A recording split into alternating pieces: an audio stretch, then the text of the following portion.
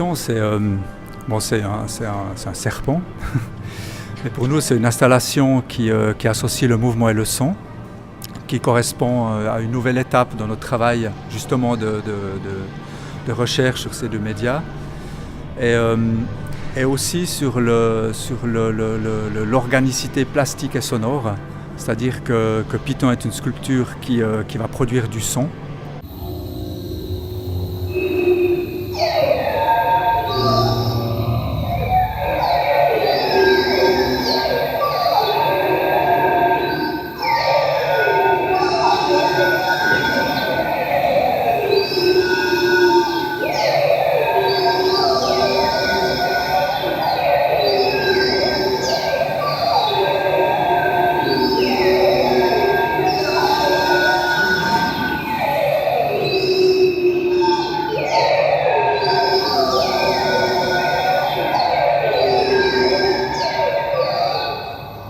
Python, c'est des pneus de voiture ou quoi?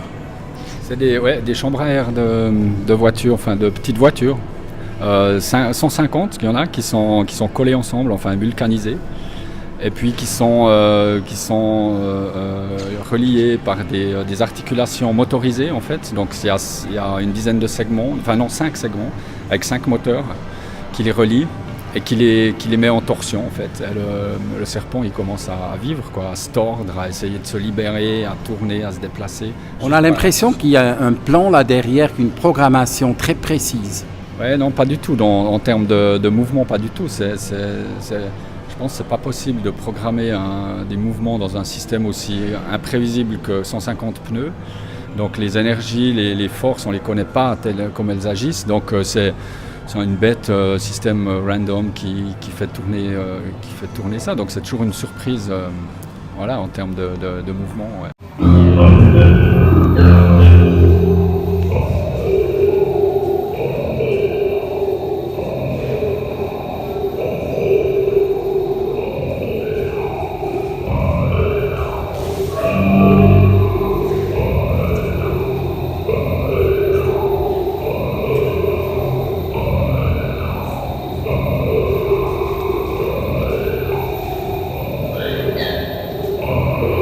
Notre idée, c'était, ce qui est assez nouveau dans Kodact, c'était une fois de ne pas assigner le son à la sculpture, mais plutôt à un élément du contexte.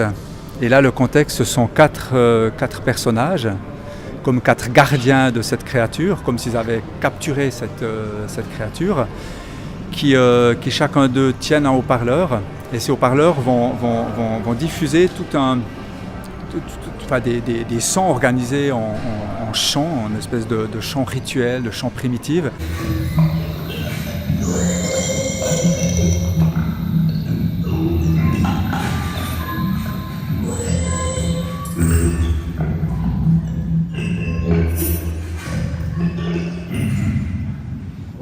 Aujourd'hui, on se retrouve à la Ars Electronica à Linz. C'est déjà la 2e ou même 3e fois que vous êtes ici. Quelle est l'importance de ce festival pour votre travail artistique? Pour nous, déjà c'est un festival qui est très connu, qui est très très intéressant. C'est le plus grand. Et nous, c'est la 4e fois qu'on vient ici à Linz. Et chaque fois, on est déjà dans des espaces extraordinaires. On a un public de connaisseurs, donc on a beaucoup de contacts avec les gens, beaucoup de contacts avec les artistes, avec les curateurs et des organisateurs, des gens qui sont dans le domaine de l'ingénierie, dans le domaine artistique. Et pour nous, c'est toujours plein de belles découvertes, de rencontres. Il y a aussi beaucoup de curateurs, de directeurs d'institutions, de musées, de festivals, etc. Et puis on risque bien de gagner des invitations. Et à un moment, il y a quelques minutes, il a dit que oui, mais à la limite, ça c'est un problème pour vous de recevoir encore des invitations pour Python. Ah, si c'est un problème, non. Oui, par rapport en fait, c'est moi qui lui ai raconté ça. Sorry. Parce qu'il faut... simplement, non, c'est vachement bien. Non, on en a déjà pas mal. Et s'il y en a d'autres, tant mieux, quoi. On va pas s'en plaindre. Mais c'est une structure très très fragile.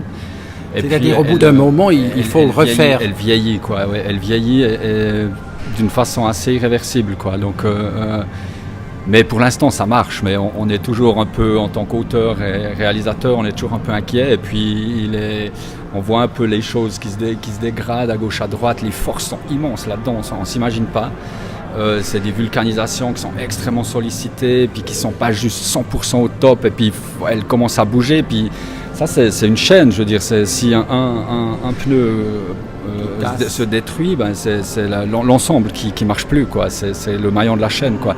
Donc c'est un peu. Donc du coup, ouais, je disais en plaisantant, je disais espérons qu'on n'a pas de 150 pour pouvoir garder celui-là, quoi. Parce qu'il faut combien de temps de préparer un seul pneu?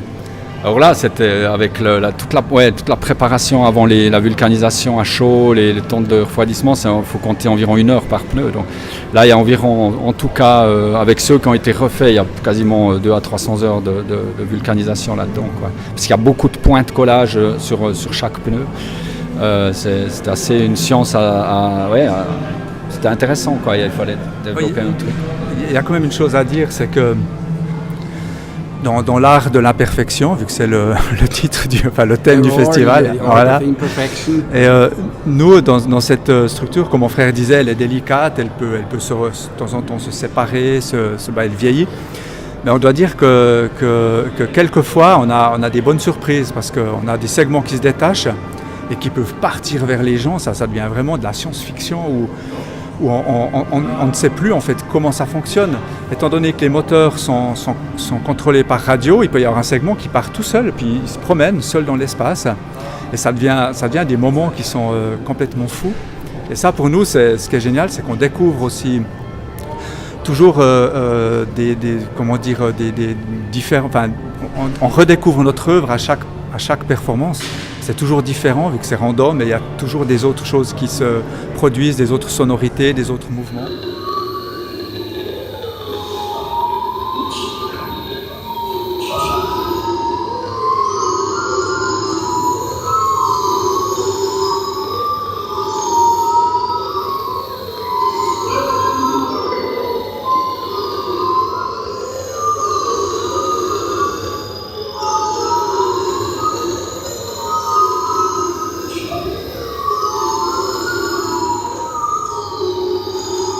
Maintenant, pour le futur, le festival se terminera en quelques jours d'ici.